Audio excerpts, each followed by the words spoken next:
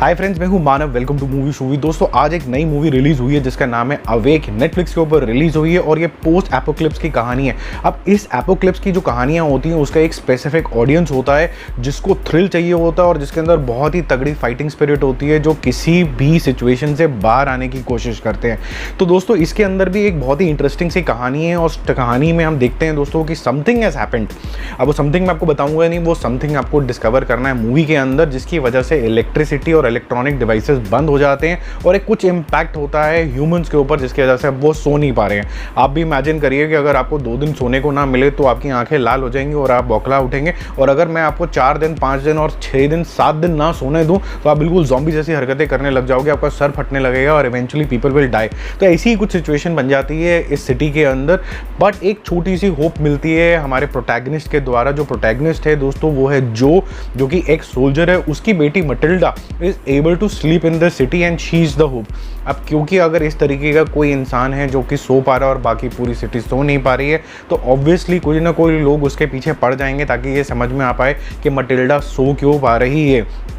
तो ये जो पूरी जद्दोजहद है, जो लोग इस मटिल्डा के पीछे पड़ जाते हैं और जो कैसे एक प्रोटेक्टिव मदर का रोल प्ले करती है, उसके लिए तो देखो आप मूवी देखो। और एंड में ये जो एपोक्लिप्स के बाद ये जो सिचुएशन क्रिएट होगी है ह्यूमंस के लिए, वो करेक्ट होती है कि नहीं होती है, अब उसके लिए आप ये मूवी देखोगे। अब दोस्तों बात करते हैं कि ये मूवी बनी कितनी अच्छी है, इसके पॉजिटिव्स क्या हैं। देखो, फर्स्ट 10 मिनट्स जब मैं मूवी देख रहा था तो मुझे लगा था कि कुछ डिफरेंट मुझे देखने को मिल रहा है, और जिस तरीके के इनिशियल कुछ सीन्स भी आए, जिस तरीके से एस्टैब्लिश किया गया कि अचानक से बत्ती चली गई है, कुछ रोड इंसिडेंट्स भी होते जा रहे हैं, कुछ एक्सीडेंट्स हो रहे हैं, कुछ हाई ऑक्टेन एक्शन भी हो रहा है, तो मुझे लगा कि हाँ यार ठीक है।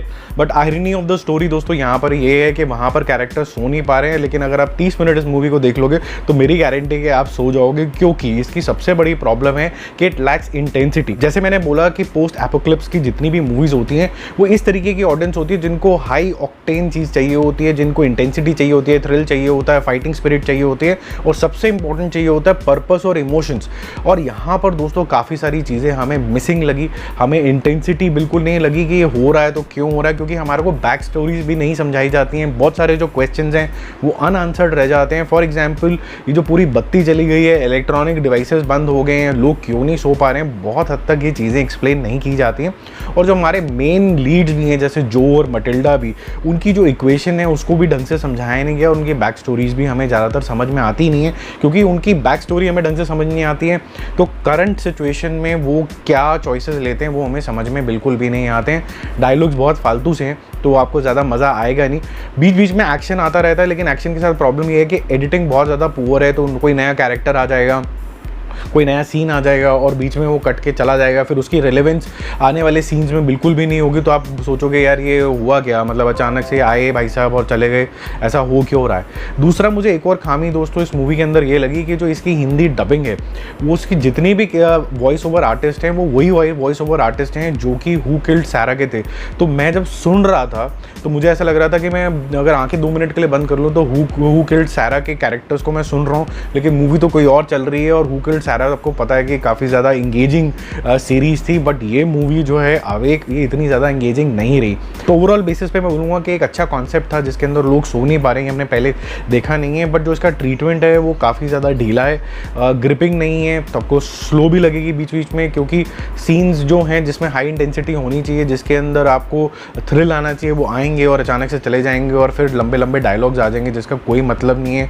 ना तो वो आपको उस मोमेंट के हिसाब से एंगेज कर पाएंगे, ना उसमें कोई फिलोसफिकल चीज़ है कि देखो अर्थ खत्म हो रही है, ह्यूमंस का क्या रोल था ये सब तबाही के अंदर, ऐसा भी कुछ नहीं है। मतलब बस डायलॉग्स हैं बोलने के लिए।